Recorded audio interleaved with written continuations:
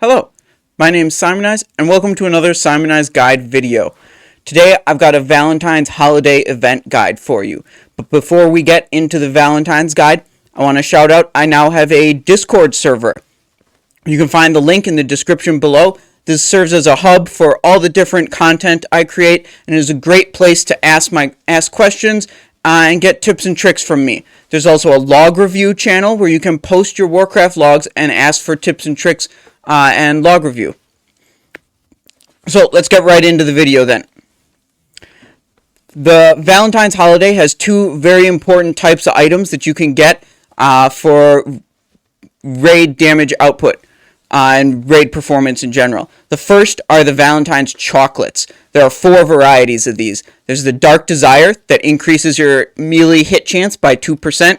There's Very Berry Cream, which increases your spell damage by 23%. There's Buttermilk Delight, which increases your defense skill by 13%. This one kind of sucks, not very good. And there's Sweet Surprise, which increases your healing by 44% for up to 1 hour. These buffs stack with everything else in the game. They're very good to use. The second thing you can get are plus 30 stat buffs to either agility, intellect, or stamina. These have the same shared buff slot as the Blasted Lands buffs and the Zanza buffs, but these are a little more stats than the Blasted Lands buffs, which only give plus 25, so it's a slight improvement. We'll start with the plus 30 stat buffs, and these are acquired from gift collections. Different cities will give you different stats. The process is the same for each city, so we're just going to go over specifically the Darnassus gift collection, which is agility. The agility buff for Horde comes from Orgrimmar. These are acquired by combining Box of Woodcrafts, Darnassus Pledge Collection, and Stack of Cards.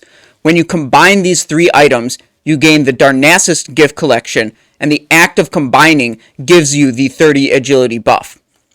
For Horde, the item names are different, but the process is the same. You'll need to interact with NPCs in either Darnassus or Orgrimmar while having either perfume for male NPCs or cologne for female NPCs buff active. The perfume, cologne, and the love token are all purchased from innkeepers for silver or copper. They're very cheap, but that's where you get them, from innkeepers. Guards and civilians will give different types of items, so you need to be sure to talk to different types of NPCs. When you interact with an NPC and declare your friendship, they will become used, and you cannot interact with them again for a while. They'll give you Pledge of Friendship or Gift of Friendship. A heart above the NPC's head means you can declare friendship. No heart means that they're used. Once per hour, you can declare love for an NPC, which gives you a Pledge of Adoration or Gift of Adoration, which is mostly the same, but can sometimes contain a box of chocolates, and we'll get to that later. There's a chance each time that you declare friendship that you'll get Broken Friendship debuff, and the NPC will not give you anything. This gives you a debuff that prevents you from interacting with more NPCs, but it can be removed by another player using an unbestowed friendship bracelet on you, and then you can go back to declaring friendship to NPCs all around town. You gain Handmade Woodcraft, Pledge of Loyalty Darnassus, and Sentinel's card, which each combine into the Box of Woodcraft, Darnassus Pledge Collection, and Stack of Cards. Here's a diagram of the items and how they combine. These items are what you get directly from the Pledge of Adoration and Gift of Adoration, Pledge of Friendship and Gift of Friendship from NPCs. And then each of these combines multiples into a Pledge Collection, a Box of Woodcrafts, or a Stack of Cards. And then one of each of these combines together to make the Darnassus Gift Collection.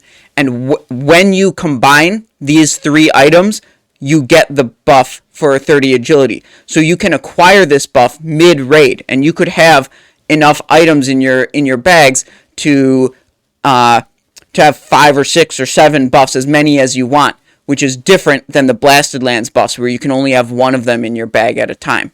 So that's a nice little advantage of these as well. The base items that you receive from the NPCs, the handmade woodcraft, the pledge of loyalty, and the sentinel's card, can be traded to alts and stored on a character that does not log in often. This will preserve their limited duration. They cannot be mailed though. They must be traded in person. Once you store them on an alt, you can periodically log them in and trade a few to your main character for use. This way, you can preserve them for as long as you want and use them year-round if you store up enough of them. There's a special technique you can use to avoid the delay from certain NPCs being used after interacting with them and having to wait. If you have two NPCs that are close to each other, you can stand nearer to one NPC and interact with the NPC that is farther away from you. The nearer NPC will become used, and you'll be able to immediately interact with the farther NPC again and again until you get the broken friendship debuff. Here's a picture of what I'm talking about. In this picture, my character is in range to interact with the NPC on the left, but it is closer to the NPC on the right. So when I interact with the left NPC, it'll actually cause this NPC to become used. And this one will still have a heart above its head, and you can still interact with it over and over again until you get the broken friendship debuff. It can be pretty difficult to find NPCs that are close to each other like this. Guards are easy ones because they're all over the city. For the civilians, you might have to wait for certain civilians that patrol around the city and catch them right when they're next to another NPC and stop them there. Okay, so that's what we've got for the plus 30 stat buffs. Let's get on to the really juicy stuff, the Valentine's chocolates. These are special and they're very good. The chocolates are bind on pickup and have a limited duration, 10 days. So you can't save them on your main character forever if you want to play your main character. The chocolates are contained within a box of chocolates, which is bind on pickup and has limited duration, 10 days. There are two ways to attain box of chocolates, and they have important differences. The first way is to gather a gift collection from each of your faction's major cities, combine the gift collections, and then turn the combined item into Q Pedal Feet.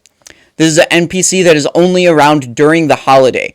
When you turn in the combined item to Q Pedal Feet, this gives you a guaranteed box of chocolates, which is bind on pickup and limited duration 10 days. With this method, you directly receive the box of chocolates, which is then immediately soulbound and has limited duration. The NPC you have to turn this quest in will only be available for the duration of the Valentines event. Because of this, you will not be able to save your chocolates indefinitely if you gather them with this method. The second method is better. Well, different. The second way is to get a pledge of adoration or gift of adoration from interacting with NPCs and declaring your love. These have a chance, approximately 20 to 25%, to contain a box of chocolates. When you declare love to an NPC, you get a debuff for 1 hour that prevents you from doing it again. The important difference between this method and the previous one is that Pledge of Adoration and Gift of Adoration are not soulbound. These items have limited duration, but they can be traded. When you get the pledge or gift, you can look inside without looting the items and check if there's a box of chocolates. If there is a box of chocolates, leave it in the pledge or gift. Don't take it out. And you can trade this pledge or gift to one of your alts and store it as long as you want, so long as you don't log on to that alt very often. Here's a flowchart of the different ways to acquire these box of chocolates. The first method we went over is to get a gift collection from each of your faction's major cities, combine them to a alliance or horde gift collection, turn them into Q Pedal Feet, which will only be available during the holiday, and then you directly receive a box of chocolates. The second method is to acquire gift or pledge of adoration by declaring love to an NPC in a city. These can be traded, and they sometimes contain a box of chocolates. The box of chocolates will randomly contain chocolates. It always has some chocolates, but it doesn't always have the particular ones you want. You can open a box of chocolates and you might have 0 dark desire, or you might have 4 or 5 dark desire, but you will always have some chocolates. Okay, so pledge and gift of adoration are the way that we can store these chocolates indefinitely. So we want to think about what are the best ways and most efficient ways to gather pledge and gift of adoration. There are three basic methods, and I'll give a short overview of each before going in depth. The first method is to just park as many alts in cities and interact with an NPC on each character whenever possible. Log them in once, twice, 3 times a day, interact with an NPC, log them out. Number 2 is one that requires some teamwork. You create and delete many characters over and over to generate many pledges and gifts of adoration. You would trade the pledge or gift off of the character before you delete it. And method 3 can be combined with either of the previous two methods, but you may be able to quickly interact with an NPC to attempt to batch together multiple interactions before getting the debuff that prevents you from interacting again. Okay, let's go more in depth on method number 1. Place as many alts as you can in cities and log in periodically to collect one pledge or gift on each of them. The debuff you get is only 1 hour long, but it does not tick down while you are offline. If you stay logged out for 8 hours in a rested area, this should clear all debuffs without needing to be online. It is possible to acquire very many debuffs and push off the debuff that limits you from declaring love to an NPC. I've not explored this option personally yet, but I know it can be done with a couple of hostile warlocks or with many friendly priests using mind vision. The goal is to get so many debuffs that your debuffs cap similar to the buff cap, and then it will push off the debuff that limits you from declaring love. If you get a whole bunch of priests together in a city, you could really crank out a whole lot of pledge or gift of adoration. Method number 2 is one that usually involves some teamwork to be very efficient. You'll need a mage, one person to sit in a city and collect, and as many friends with at least one free character slot on their account as you can manage. You park the mage in one of your faction's starting zones. Then each friend will create a new character, receive 1 silver 10 copper from the mage, and accept a portal from the mage to a capital city. Pick a city where the portal location is close to an innkeeper. For Alliance, Ironforge is a very good pick for this. Each friend will then run to the innkeeper, buy perfume or cologne and a love token, and then run to the nearest other NPC and declare love to get a pledge or gift of adoration. Each friend trades their gift or pledge to the collector person who is sitting in the city, and then they log off and delete that character. The collector sorts through the items, deleting the ones that do not contain a box of chocolates. Each friend creates a new character, and the process repeats. I suggest dividing the total boxes farmed amongst all participating people. The 2 support roles from the mage and the collector might not directly generate box of chocolates, but they make it substantially faster for everyone else to do so. The 2 support roles can be filled by the same person if they switch characters back and forth. Method number 3 can be used as a way to enhance either of the previous 2 methods. You may be able to batch together multiple interactions with an NPC and hopefully get 2 or more gift or pledge of adoration in a fraction of a second before you actually get the debuff that prevents you from interacting more.